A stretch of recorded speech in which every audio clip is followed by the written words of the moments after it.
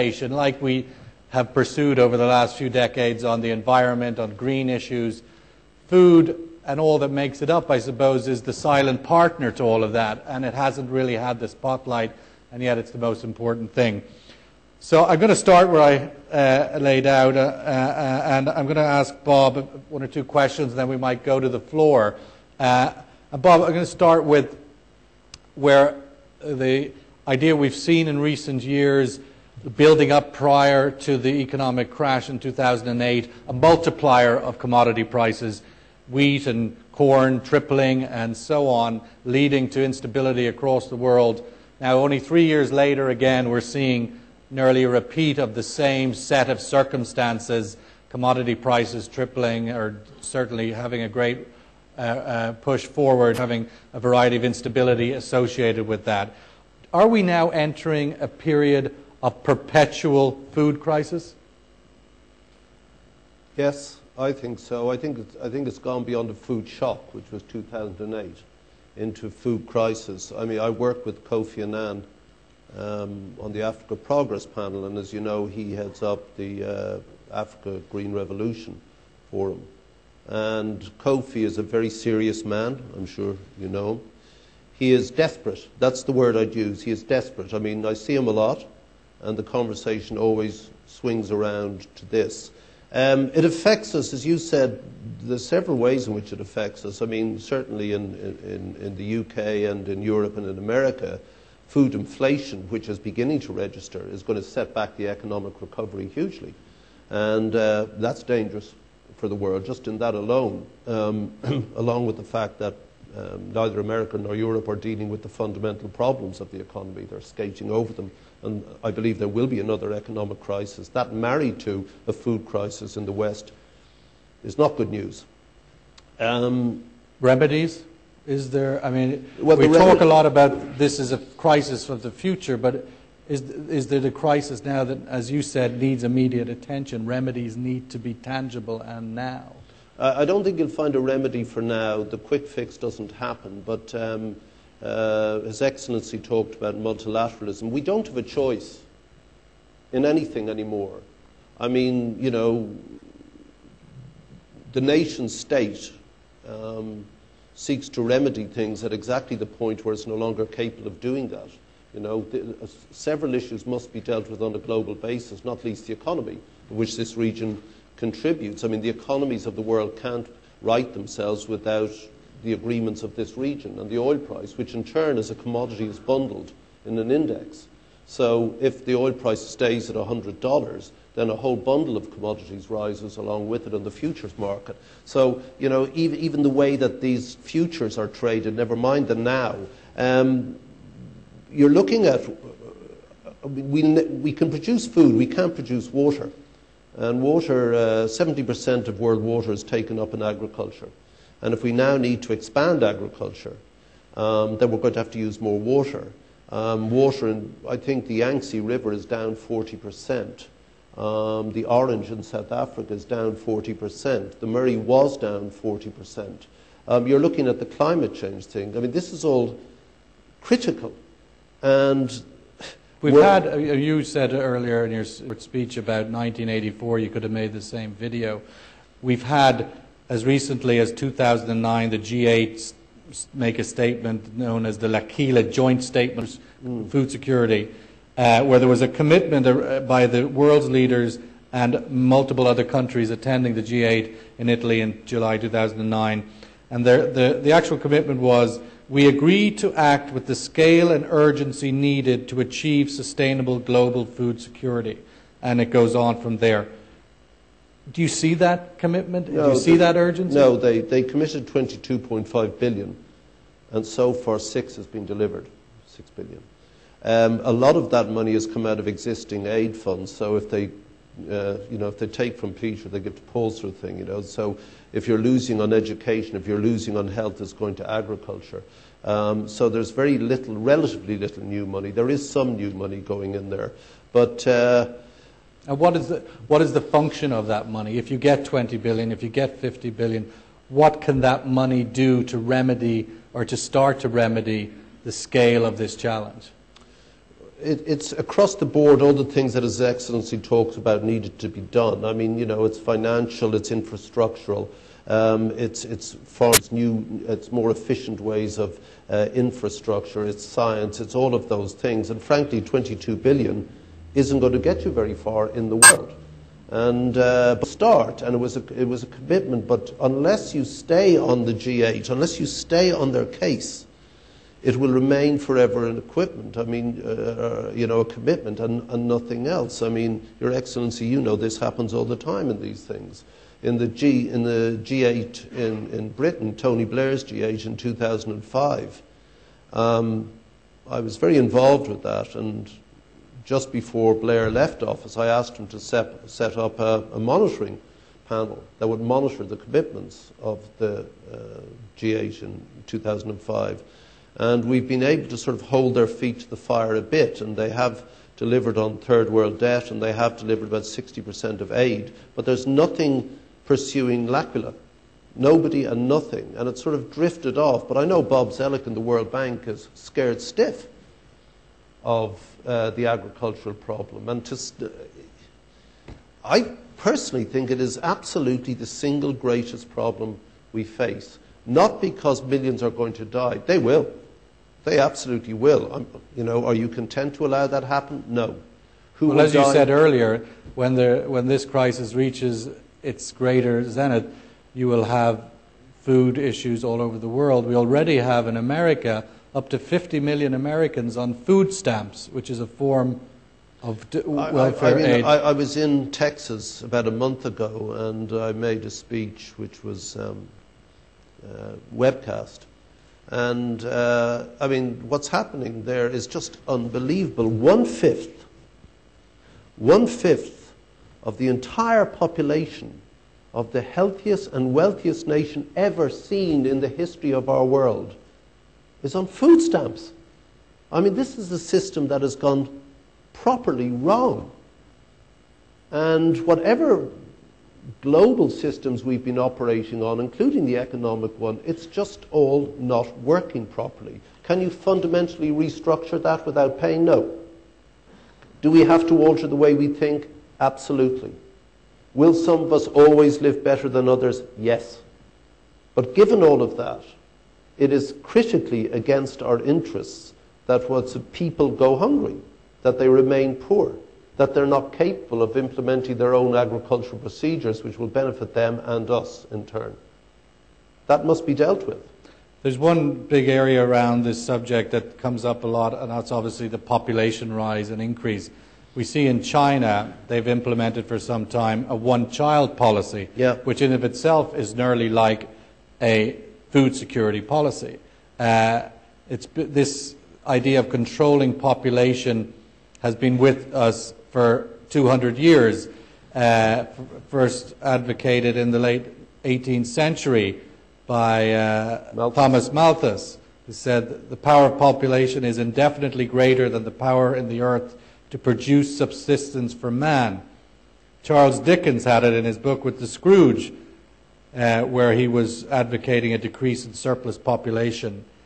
It's obviously a very, for those not born yet, to close the door on their opportunity to be born. But the idea of restricting population or managing population as a tool of food security or avoiding the crisis and the drama of the future, do you think, is that a legitimate consideration? Is that a policy that has to be explored, do you think? I don't think it works.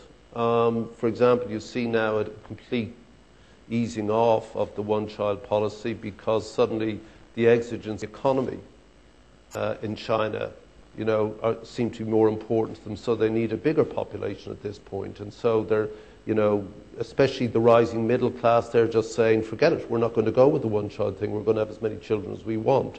And as a result of the rising middle class in China, you're also seeing them sucking in more protein. For example, 2/3 of all dairy in the world are imported into China every day.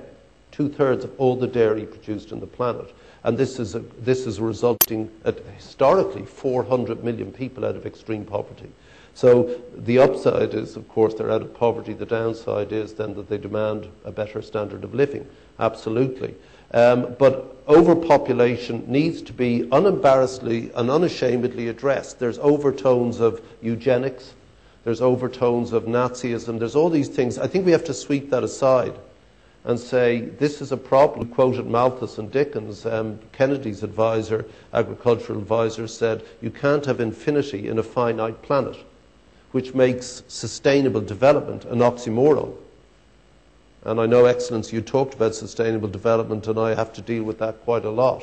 And in certain areas, yes, you can possibly develop cities that can that the country can sustain them. But frankly, I'm not sure that that's viable in the long term. So Malthus was right.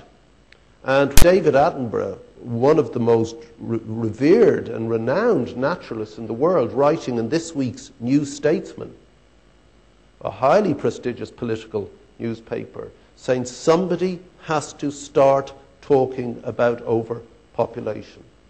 And the remedy to overpopulation, it is clear, is not by diktat by a government, an overweening government. It's the education of women.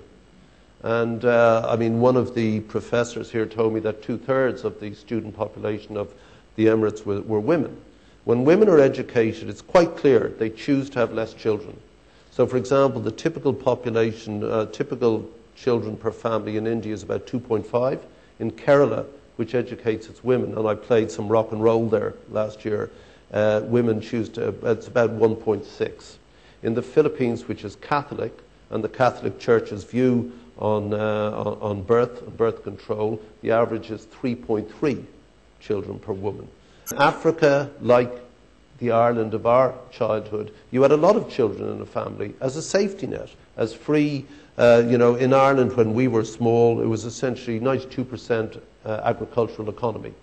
And so people had a lot of children to work the land for free, to give the family food, but also as a safety net because the country was poor in their old age. Get rid of poverty, educate women, and the population crashes and begins to stabilize and begins to be able to feed itself. And that seems to me to be the near-term answer.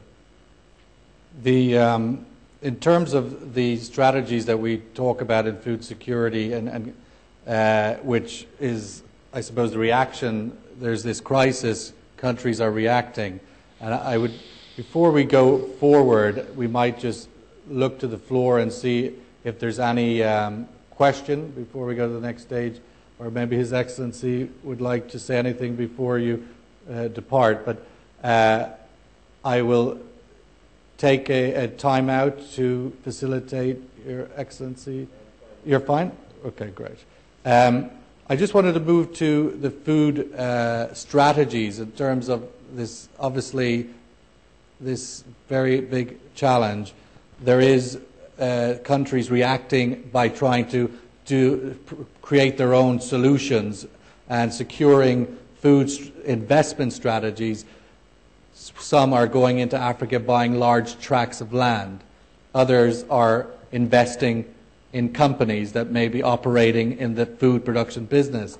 In terms of the strategies that are being approached, which do you think are the appropriate ones, and what are your thoughts on that? I think they're all appropriate. It depends on the appropriate way in which you do it. The land grab is fraught with political difficulties. And it meets a lot of resistance, especially in the NGO community. There are several, the World Bank has a pact that you can sign up to.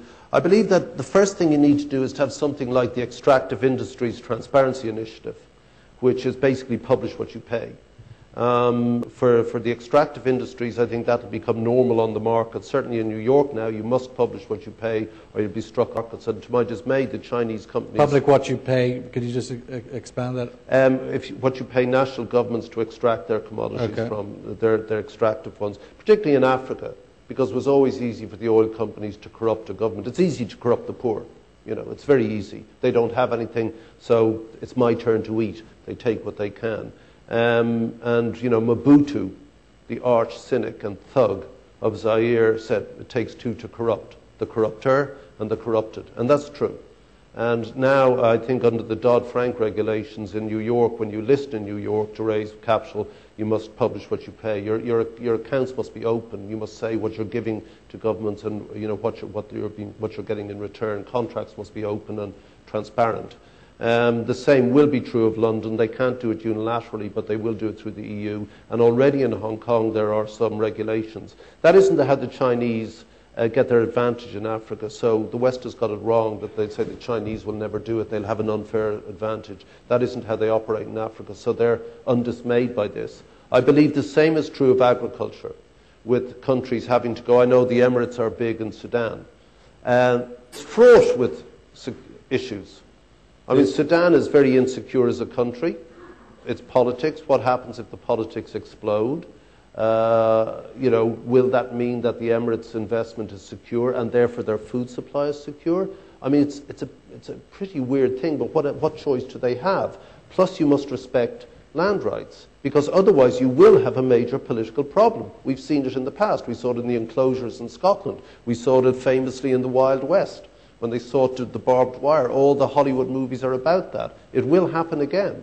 Even if you think that it's non-arable land, that there's nobody living there, there's nomadic rights that are ancient. They need to be respected. They need to be negotiated with. Land rights must be formalized. De Soto, the great Peruvian economist, has gone in depth into this. Clinton was a big, big admirer of De Soto. He said that 2/3 of the world's capital is tied up in anonymous land rights. Were they freed up and given to their owners or given to the communities, then they could be negotiated and used as capital. Maybe this sort of land investment born out of necessity is the beginning of that, but it should be done with the utmost respect of the people who ultimately own that land. In that way you get political stability and you get surety of supply. So I suggest that there should be some sort of compact, rather like the Extractive Industries Transparency Initiative, EITI, which is now compulsory, as I said, in most countries.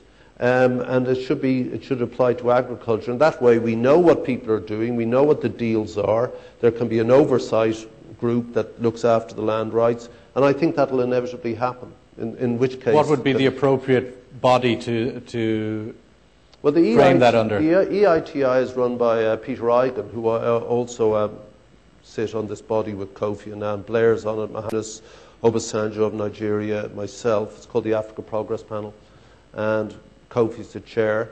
And Peter Eigen, who started Transparency International, he's an ex-World Bank man. He set up EITI. It now has a quasi-governmental authority, and it oversees it on behalf of the market. So I'd imagine the same thing will happen.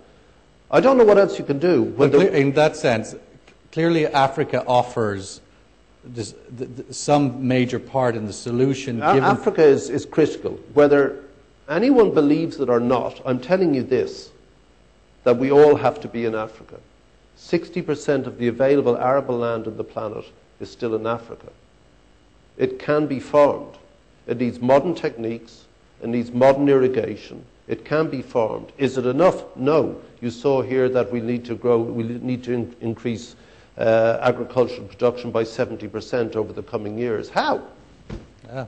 Okay. So efficiencies efficiencies is one thing. Scientific advancement, proper farming methodology, land things can and will be done. Because if they're not done properly, you will have massive political tensions in the countries where it's taking place. Therefore, why invest in those places? Capital will only go where it's safe. If you don't have food security, if you have political instability.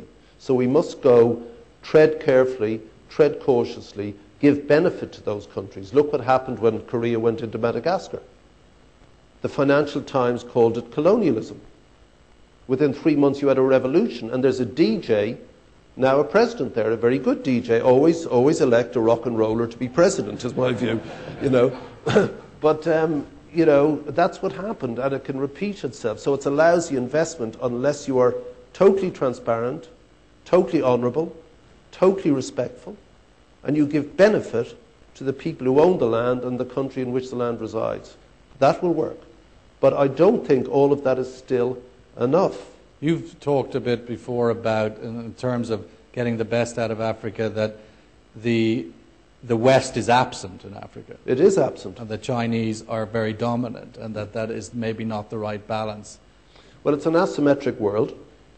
When you have tiny little states like here, been able to influence the entire world economic system, where the entire world is powered through the natural resources of these countries. That's asymmetric. When you have the Chinese economy breaking down because the Congo or Angola refuses suddenly to supply them with the raw materials they need, and as a result America collapses, that's asymmetric. When you have a man with some gelignite strapped to his chest defeating armies, that's asymmetric.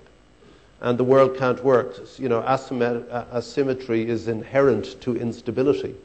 We must have symmetry in the world systems. And we haven't had it before because we've connected.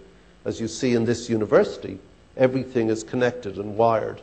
We are so wired that decisions on the economy are made on a second-by-second basis everywhere all the time now.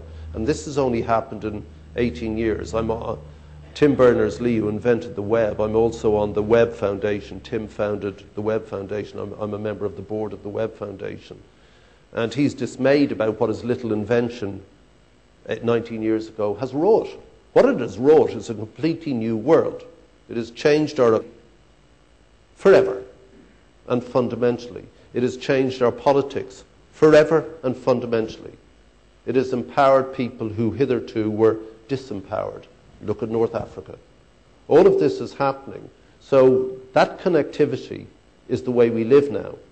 So as His Highness or His Excellency said, we can only deal with these things on a multilateral basis precisely at the time that the nation state loses its power to influence its own destiny. Well, coming back to the specific of China, in terms of a drink, we talked a little, some stats were presented earlier in terms of to produce a kilo of meat requires 22,000 litres of water.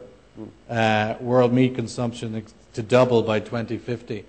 And the Chinese are their consumption of meat has nearly doubled in the last 20 years, and yet they only consume currently 40% of what the Americans consume per capita. Where, as the Chinese come, obviously everything seems to come back to China these days.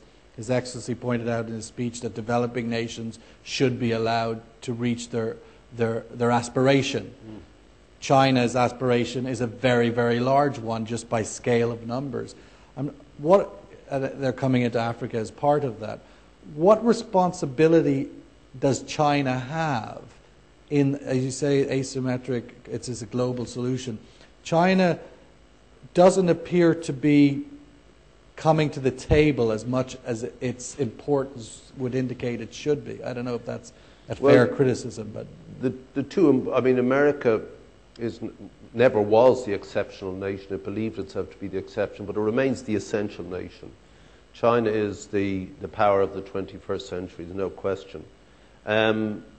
China's influence in Africa is overweening. It says it has no political ambitions there. That's naive and disingenuous. By virtue of their investment, they have huge influence there. It's not so great in places like Zimbabwe, but Zimbabwe is to Africa what North Korea is to Asia. It's an anomaly. But having said that, I mean, when I first went to Africa, there were 3 democracies. There are 23 at least. There are 19 elections this year. It's stabilizing, it's growing. Last year, Africa had more discretionary spending income than Russia or India. 52 cities of 1 million people. That's the same as Europe and more than India. Within 10 years, they will have the greatest workforce available in the planet. Europe grows old. Its demography is intolerable. Africa is a continent of children. Half of them are 16. Half of a continent are 16-year-olds. We are going to need them in Europe. Africa is 8 miles from Europe. So we are, as before, so in the future, our destinies are interlinked. China is, I think, a good force in Africa. I know that sounds odd. People are dismayed by their behavior. They're quite a racist people. But 85,000 Chinese emigrated to Africa permanently last year because they find the living conditions there better than in the places they come from. They're highly entrepreneurial. They don't annoy their neighbours, except when they move all their workers in, all with Chinese materials, and give no benefit the population saved to the governments. That's one thing. Well, that's a pretty big thing, isn't it? It is a big thing, but the Chinese are not saying to anyone, you can't come as well. I mean, I travelled through Africa with George Bush, and Bush was the president who did more for Africa than any other president, including the current one and including Bill Clinton. And, you know, he wasn't that aware of how big the Chinese investment was. And when it was pointed out to him, you know, he said, well, what's our response? What are we doing? Where are our capitalists? Where are our private guys? And frankly, they're nowhere. And I know this because I'm chairman of a private equity fund that will get to first close soon. But when you look at the number of people in the investment in private equity in Africa, it's tiny.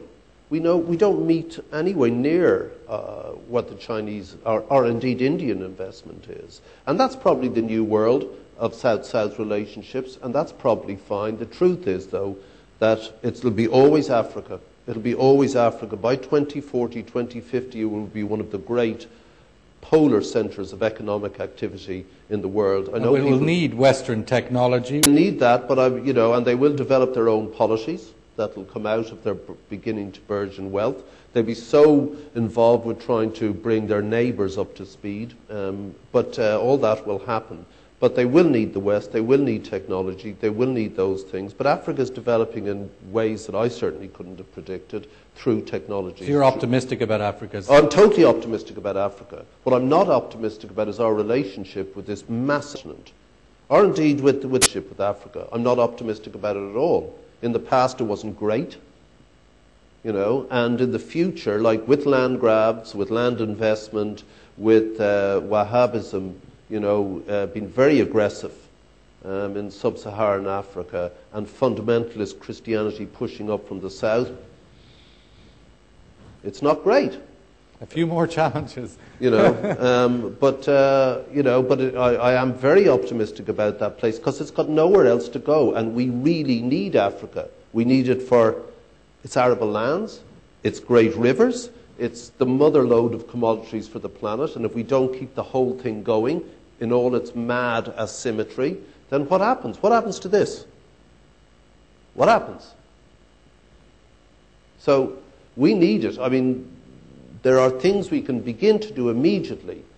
Europe should immediately get rid of the common agricultural policy. To Britain's credit, since Margaret Thatcher and consistently through all the other prime ministers, they've been demanding they strip away subsidy to the agricultural sector. Now, again, to Europe's credit, it practically allows in all agricultural products tariff-free into Europe, subsidy. But we price them out of the market. The American Farm Bill is a nonsense. They're spending billions subsidizing biofuels, which should be spent on food. Biofuels in America is a complete farce. In the Amazon, it's a different kettle of fish. So you can't really just strip out the Farm Bill because there's so many congressmen dependent on the farming constituency. It's the most, along with the military, it's the most protected constituency there is. And unless you deal with the Farm Bill, you can't deal with the Common Agricultural Policy. If you don't deal with those, then the developing world doesn't have a fair shot in the agricultural sector. If you don't have a fair shot, you won't get productivity. It goes on, you know. Circles are interwoven. But it can be addressed. To go to the floor for any questions, please put up your hands. There are microphones wandering in search of hands. So, well, we've got one right to the front. Please.